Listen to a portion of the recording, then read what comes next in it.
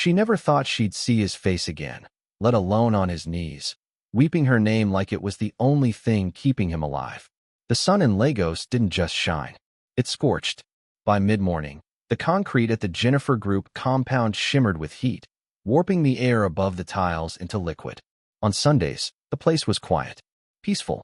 Only a few staff moved between the gate and the lobby, security guards, receptionists, drivers polishing already spotless cars.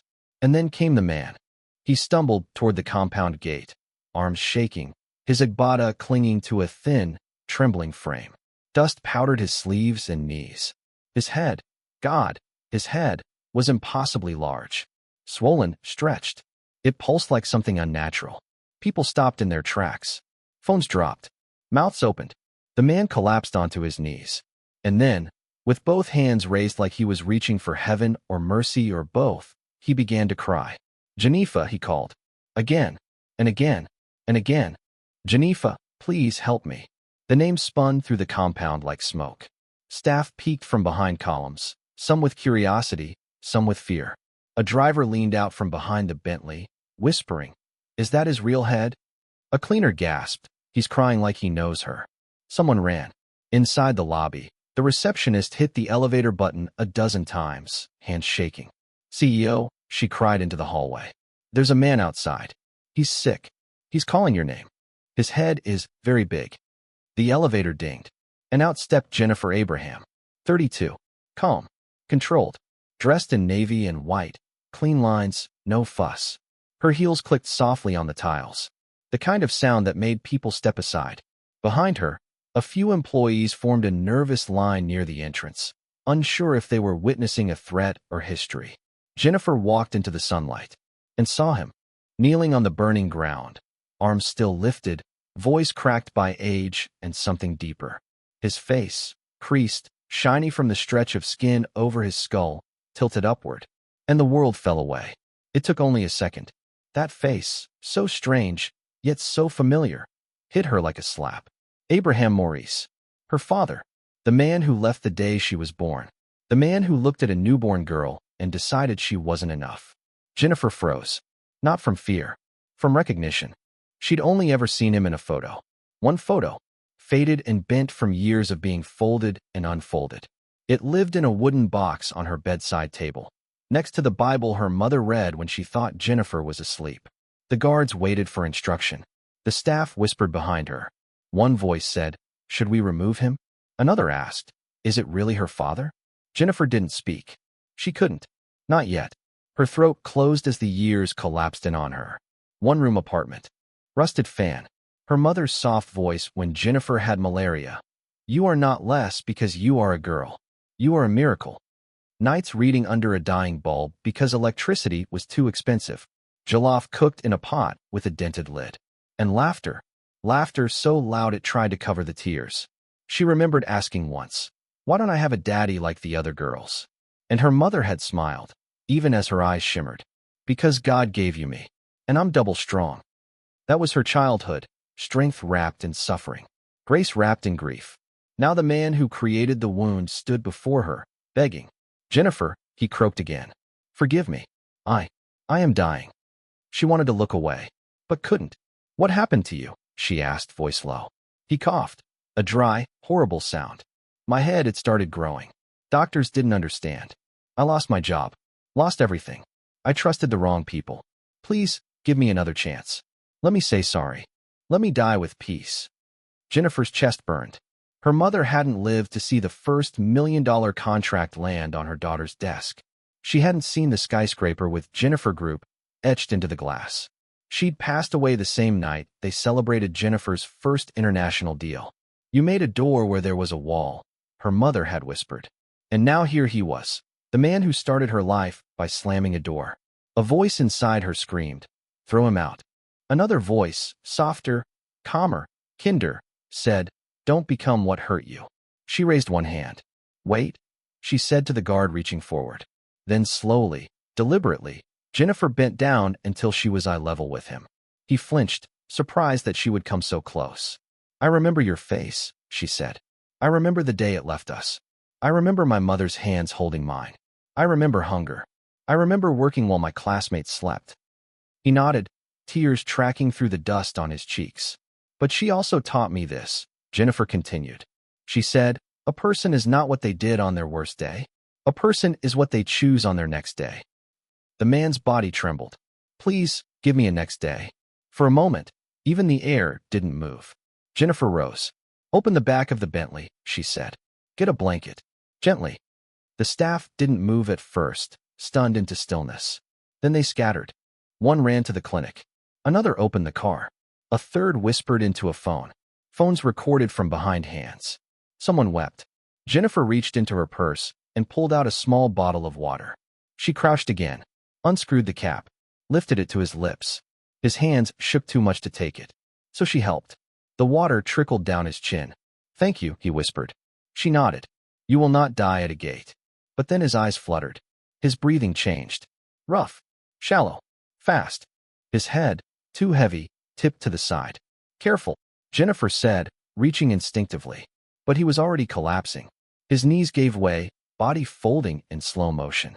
One of the guards dropped the blanket, lunging to catch him. His large head bobbed, tipping, tilting. Then a loud thud. He hit the tiles before anyone could stop it completely. The sound split the compound. Jennifer's heart stopped. Call the clinic. Now. Two guards lifted him, one supporting the head. Someone ran to start the car. Jennifer climbed in beside him. She pulled out her phone. Tell the hospital we're coming. Lagos ultramodern. Emergency. Now. The Bentley sped off, tires screeching. Jennifer sat frozen. One hand clenched on her lap, the other gripping the door handle. The old man gasped beside her. His fingers twitched. His lips moved, but made no sound. She stared at him. The man who threw her mother into the rain. Now broken. Dying. In her car. She had imagined this moment 100 times. In her mind, she stood tall, confident, untouchable. She'd throw her success in his face. She'd make him beg. But now she couldn't even speak. The past screamed inside her. That night in Ajagunal, age 12, sitting with her mother sewing uniforms for other children. Mommy, she had whispered. Why don't I have a father? Her mother had stopped sewing. Looked at her for a long time. You do, my love. But he lost his way. Jennifer had frowned. He left because I'm a girl? Her mother's eyes glistened. He left because he didn't see the blessing right in front of him. But one day he will. Now that day had come, and Jennifer didn't know if she was ready for it. The hospital doors burst open before the car had even stopped. Nurses rushed out with a stretcher, their expressions tightening the moment they saw him. Swollen head, shallow breaths, eyes rolling. Jennifer jumped out of the Bentley and moved fast, her heels barely touching the ground. Her voice was calm, clipped. Severe cranial swelling. Sudden collapse. Possible dehydration. He needs urgent care. The nurses exchanged glances. One of them nodded, impressed by how quickly she rattled off the symptoms. She followed them through the emergency hallway, the scent of antiseptic thick in the air. Machines beeped softly. The hospital swallowed the old man whole. A doctor appeared at the far end, tall and serious. Ma'am, are you his daughter? The question hit harder than she expected. Jennifer hesitated. Her lips parted. The word didn't want to come. Yes, she said finally. I'm his daughter. All right. Please wait here. We'll do everything we can. The doors closed behind him. Just like that, she was alone. All the strength she had worn like armor began to peel away. Her legs shook. Her breath caught. And then, in the cold plastic chair of the waiting room, Jennifer Abraham, the woman who'd faced boardrooms and billion-dollar decisions, lowered her face into her hands and cried. Not loudly, just enough. Her fingers trembled as memories flooded in. Her mother coughing into a napkin, blood spotting the fabric. That same mother saving coins in a jar to buy Jennifer her first calculator. The rejection letter from her first business pitch. The look of pity on men's faces when they told her, it's a great idea, for someone else. She had learned to fight because no one else would fight for her.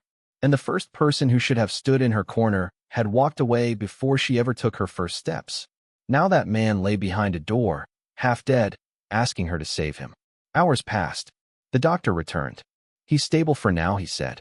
But his condition is serious. He has a rare form of cranial tumor, hydrocephalus, complicated by a secondary infection. The swelling, it's aggressive. Surgery is possible. But He paused. But it's expensive. We're talking 20 million naira. And we'll need to move fast. Jennifer blinked. 20 million. 20 million could fund a full girls' tech camp for a year. Could feed 1,000 children for 6 months. Could start an orphanage wing under her foundation. Now it was the price tag on a man who once refused to pay her school fees because he didn't waste money on girls. The doctor watched her closely. Every hour we wait makes things worse. She said nothing, just walked to the glass window of the ward. There he was, Abraham Maurice, lying on a hospital bed, oxygen tube in his nose, head wrapped in bandages. He looked smaller now, shrunken, not the villain she had grown up hating, but a man who had lived long enough to be broken by his own choices. Her throat burned. She remembered the night her mother died. Sandra had been holding the letter from Techverse International, the company that would later make Jennifer a billionaire. You did it, she had said through tears. You'll never beg again. Her joy had been too much for her failing heart. Jennifer whispered now, pressing her hand to the glass. You didn't live to enjoy it, Mama. You didn't live to see how far we came. A nurse appeared beside her. Ma'am, would you like to speak to the patient? She nodded. Her heels echoed down the quiet hallway. Inside, the machines hummed. The old man opened his eyes as she stepped in. They looked watery but clearer than before. You came, he croaked, voice dry. I thought maybe you wouldn't. She sat beside him, carefully, as if afraid her presence alone might undo her. I did, she said, because my mother would have wanted me to. He blinked slowly. Sandra. She was good. I was blind. I thought only a son could make me proud. I chased shadows. Jennifer's eyes filled with tears she didn't let fall. Do you remember the night you left? He turned away, ashamed. She begged me to stay. I thought she was weak. But I was the fool. There was a long silence. Then he said, softer than before, if she could forgive me, maybe God could too. I'm not asking you to love me, Jennifer. Just let me live long enough to say sorry the right way. Her jaw tightened. Everything in her rebelled. He didn't deserve this. He didn't deserve her. But then her mother's voice rose again inside her. Be kind to those who hurt you. Don't let hate rewrite your story. Jennifer stood slowly. You will have your chance. I'll pay for the surgery. His eyes widened. You will? Even after? She nodded. Not because you earned it, but because I won't become what you were. He wept silently, shoulders shaking. God bless you, he whispered. My daughter. I thought I'd never say those words again. She turned before he could see the tears finally escaping her own eyes. Outside the room, the doctor waited. I'll make the transfer, she said. Start preparations.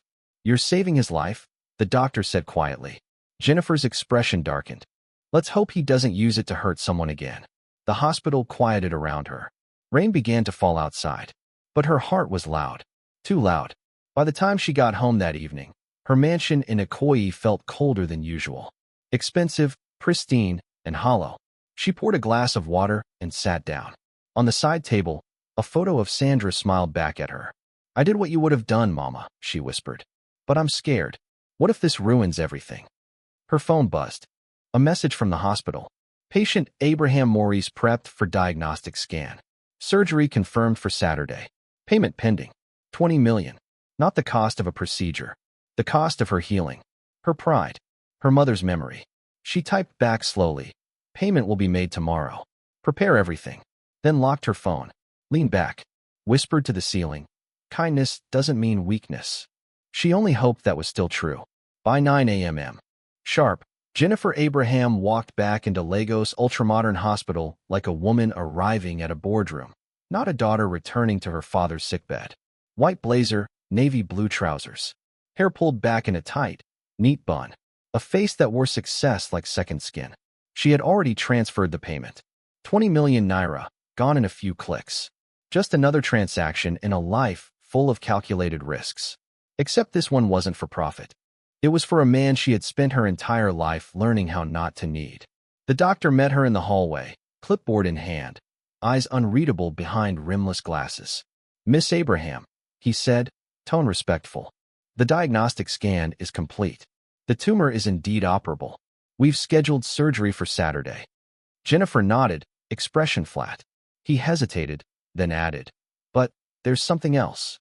She didn't flinch. Go on. The doctor flipped the folder open and held up a scan result.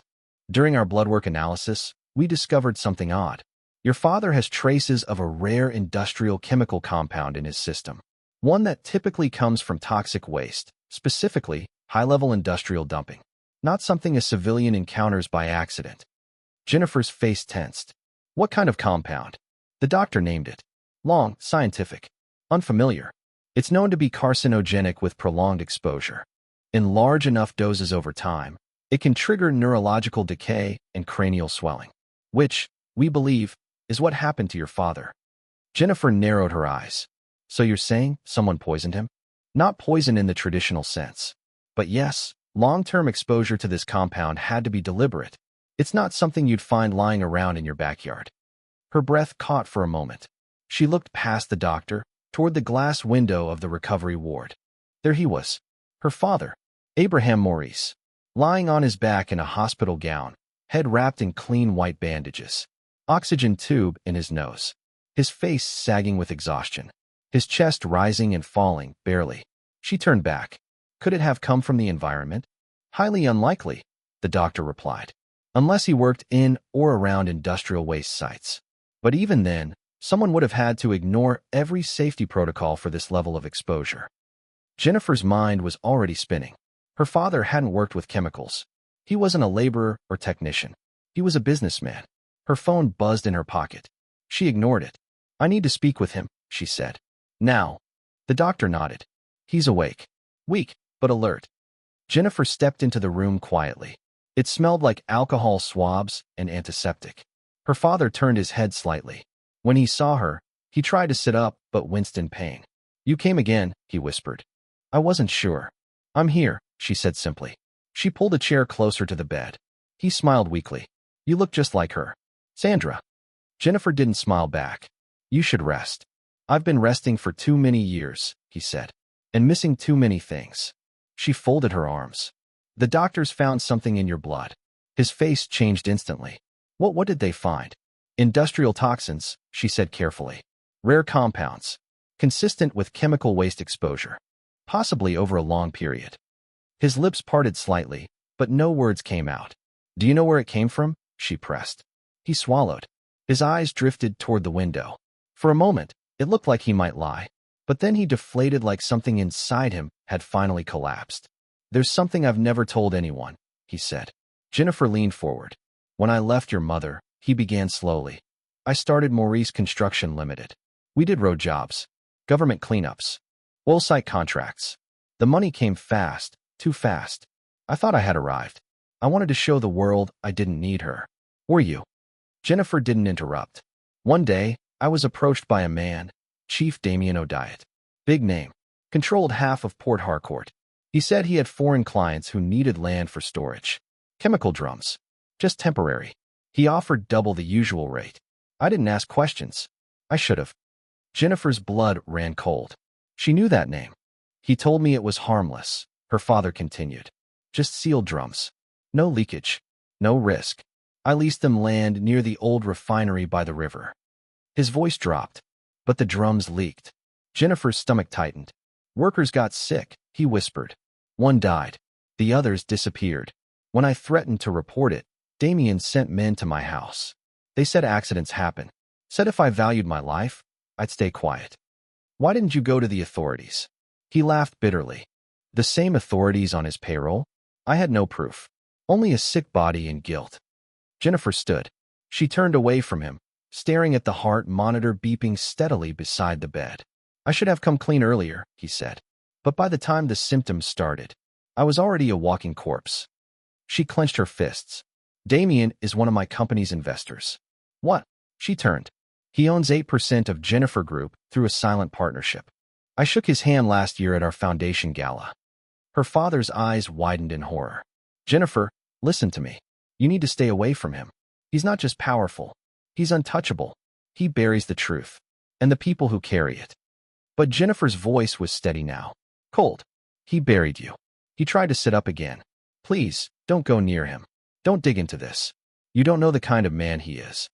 She turned back to the door. Maybe it's time someone found out. As she walked out of the room, her phone buzzed again. Another anonymous message. Subject, warning. Message, stop asking about Chief Damien if you value your life.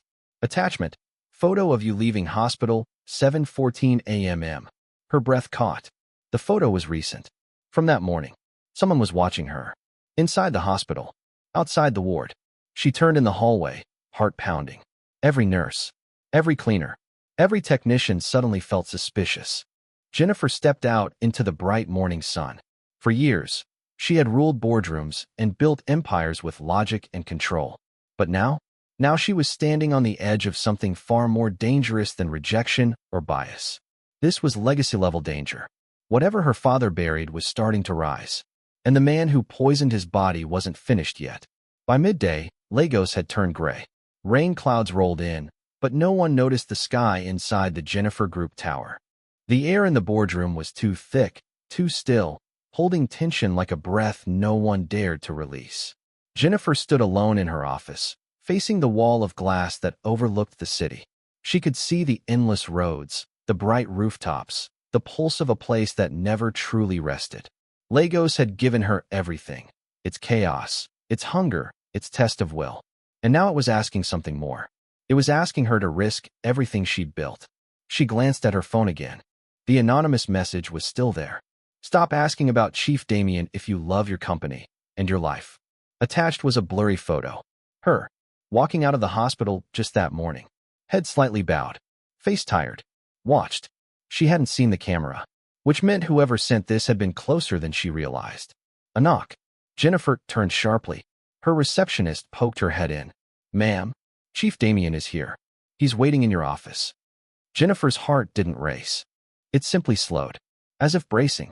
Alone? She asked. Yes, Ma. But he told security not to announce him. Said it was a private matter. She nodded once. Thank you. Tell no one else. When the receptionist left, Jennifer walked slowly to her private office. He was already inside, standing near her desk like he owned it. Chief Damien O'Diet. Wealth draped over him like armor. Red cap. Dark glasses now resting on the polished surface of her table. Gold watch glinting with every small movement. The kind of man who didn't knock. He entered. When he saw her, he smiled the smile of men who never imagined consequences. My dear Jennifer, he said, voice thick with practiced charm. You look radiant. Jennifer shut the door behind her. The lock clicked. She didn't smile. I wasn't expecting you, she said calmly, walking past him to sit at her desk. He sat too, uninvited, and leaned forward with slow, deliberate ease. I heard about your little family reunion. Touching, really.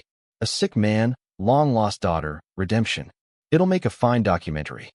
She said nothing. But Jennifer, he added, voice tightening, not all stories need sequels. Some things are better left buried. Jennifer folded her hands on the desk. Her nails didn't shake. Her jaw didn't clench. She looked him dead in the eye. Let's stop pretending, she said. You poisoned him. Damien laughed. Not a real laugh. A low, measured one. I gave him an opportunity, he said. He mishandled it. That's not my fault. You stored illegal waste on Nigerian soil. Workers died. One of them was only 19. Tragedies happen. Business is war. Some casualties are inevitable. She leaned closer. You threatened him. You covered it up. You even dared to show up here with a smile. His voice dropped. You're treading on thin ice, girl. Jennifer didn't blink. I was raised on ice. You forget. I watched my mother die while the city slept. You think I fear a man in gold? Damien's eyes narrowed. You've been talking to your father. That was your first mistake. No, she said. My mistake was shaking your hand at our gala. She turned and tapped a small remote beside her. The flat screen behind her flickered to life. A file labeled Toxic Legacy. MP4 began to play. It showed a timeline. Contracts signed. Leases arranged. Photos of drums buried in shallow earth. Scans of payments to front companies linked to Damien. And then her father's statement. Signed, dated, witnessed. A confession. Damien's face didn't move. But his fingers did. Tapping. 1, 2, 3 times. You recorded me? He asked softly. Not just me. She stepped aside. Behind the office's glass wall, another room was visible. A conference space full of seated board members, legal counsel, and 3 journalists from major outlets. The glass was sound permeable. They had heard every word. One board member raised her phone. Another was already typing. Cameras blinked red. Silence shattered. You set me up, Damien said. No, Jennifer said coldly. I gave you a chance to speak the truth. You chose a threat instead. Damien stood sharply. The room seemed to shrink. You think you've won? Do you know who I am? I do, she said, stepping forward. You're the man who told my mother she'd die poor. The man who buried drums and soiled children played on. The man who let a sick man rot so his empire wouldn't crack. Two plainclothes officers stepped through the door behind her. One held a warrant. Chief Damien O'Diet, the officer said. You are under arrest for corporate fraud, illegal environmental dumping, and criminal negligence leading to death. Damien's voice dropped to a whisper. This is war, Jennifer. You don't know the enemies you've made. She didn't flinch. I was born in war, she said. And unlike you, I fight clean. As the officers led him away, one of the journalists leaned in and whispered, We'll need a press statement. Jennifer nodded. Give me 1 hour. When the door finally closed, Jennifer sat down slowly. Her breath came back in pieces. She had done it. The man who poisoned her father and buried countless others under silence was gone. For now. But her phone buzzed again. Another message. No sender ID. You think Damien was the only one? Jennifer froze. Attached was a photo. Not of her. This time, it was a picture of Sandra, her mother, at a community health clinic, dated 2 weeks before her death. A time and place Jennifer didn't recognize. She tapped the photo. It opened in full screen. Her mother was talking to a man in a black cap. His face was blurred, but something about his posture felt wrong. Her stomach turned. She checked the photo's metadata. GPS coordinates. A slum outside Port Harcourt. Her mind raced. Why was her mother there? Who was the man? Why now? She called the number that had sent the message.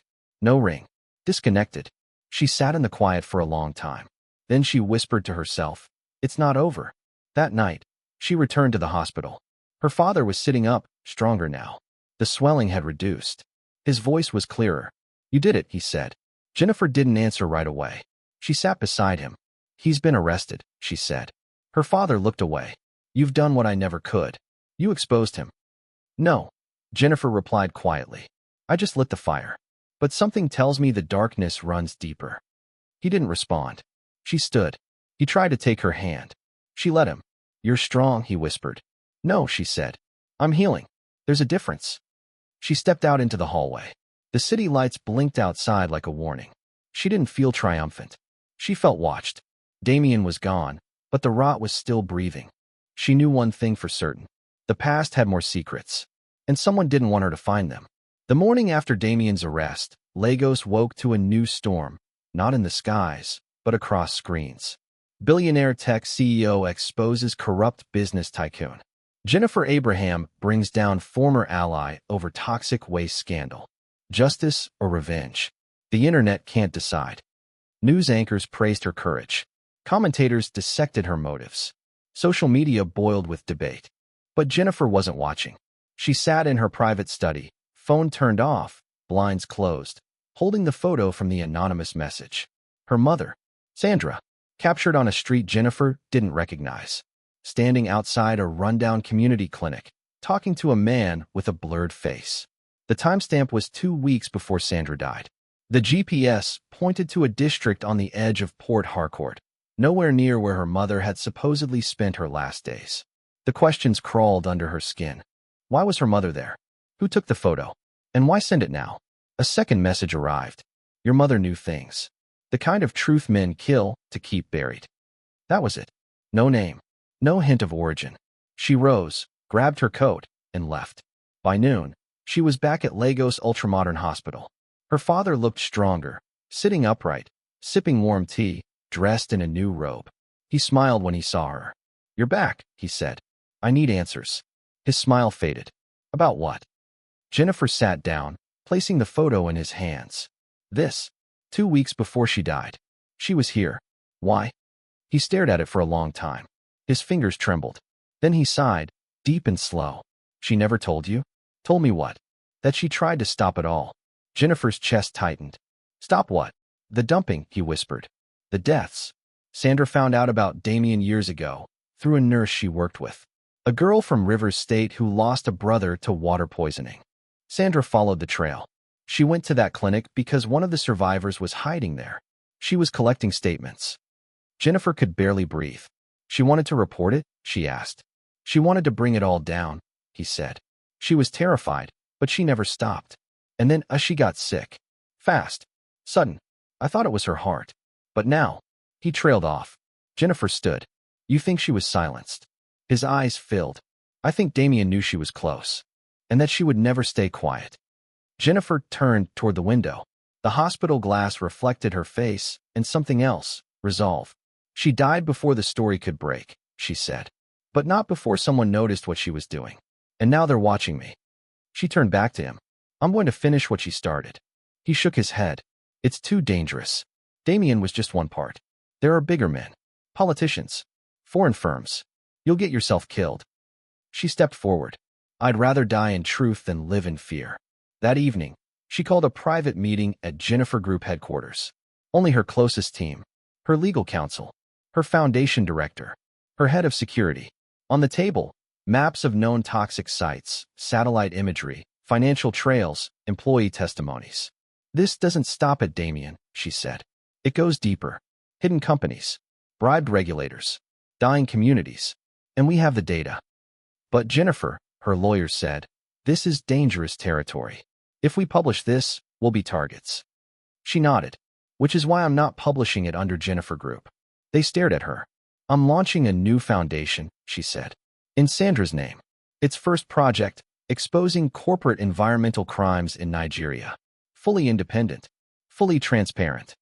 Ma'am, said her head of security, this will make enemies. Jennifer looked up. Good, she said. Let them know we're not afraid. Weeks passed. Jennifer Group flourished. Investors stayed. Clients applauded. The public stood behind her. Not just because she was bold, but because she was real. Her father's recovery was slow but steady. They spoke more often now, not always comfortably, but honestly. One evening, he called her into the hospital garden. He was sitting under a jacaranda tree, its purple blossoms falling gently. I owe you everything, he said quietly. She shook her head. You don't owe me. You owe her. He nodded. Then he handed her something. A small, weathered envelope. She wrote this. Years ago, I never had the courage to open it. Jennifer took it. On the front, her name. In Sandra's script. She opened it slowly. Inside, one page. My Jennifer. If this letter reaches you, it means I'm gone. But I know you. I know you'll rise. I know the world will try to turn your heart hard, your spirit sharp. But don't let it. You were born in fire, but you carry water. Use it to heal, not burn. And when you face the darkness, remember, kindness is not weakness. It is light, and the world needs your light. Love always. Mama. Jennifer folded the letter, pressed it to her chest, and cried quietly under the blossoms. 3 months later, a grand tech conference in Abuja. The theme, Africa's future in the hands of women. The hall was packed. Hundreds of entrepreneurs, world leaders, students. Cameras flashed, and then the host's voice boomed.